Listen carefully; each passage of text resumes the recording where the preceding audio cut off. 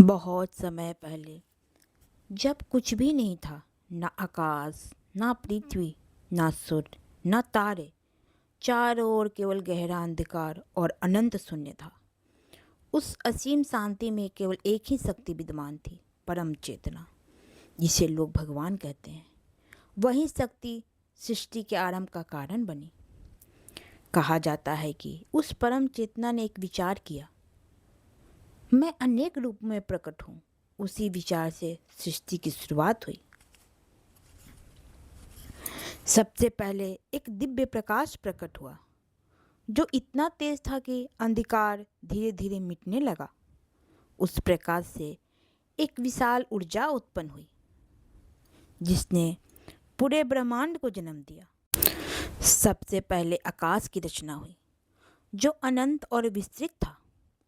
फिर उस आकाश में असंख्य तारे और ग्रह बनने लगे। उन्हीं में से एक ग्रह था पृथ्वी। शुरुआत में पृथ्वी बहुत गर्म और उथल पुथल से भरी हुई थी।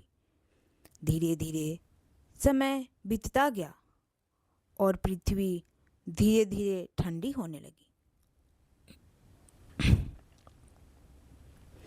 और उसकी गर्माहट कम होने लगी और उस पर पहाड़, नदियाँ और महासागर बनने लगे।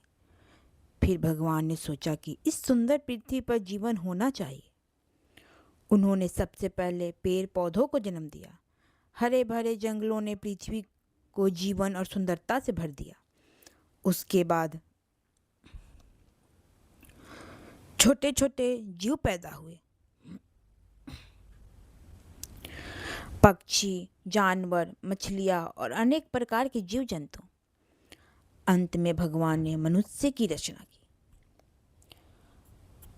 मनुष्य को उन्होंने बुद्धि, भावना और कल्पना की शक्ति दी, ताकि वह इस सृष्टि को समझ सके और उसकी रक्षा कर सके।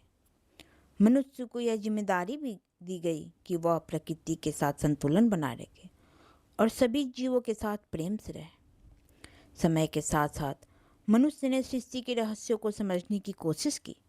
उसने तारों को देखा, ग्रहों का अध्ययन किया और प्रकृति के नियमों को जाना। लेकिन सृष्टि का रहस्य आज भी पूरी तरह समझ में नहीं आया है।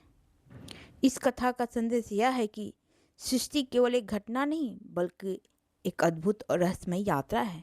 हर तारा, हर नदी, हर पेड़ और हर जीव इस महान सृष्टि का हिस्सा है। और शायद यही सृष्टि का सबसे बड़ा रहस्य है कि हम सब उसी दिव्य रचना का एक छोटा सा भाग हैं।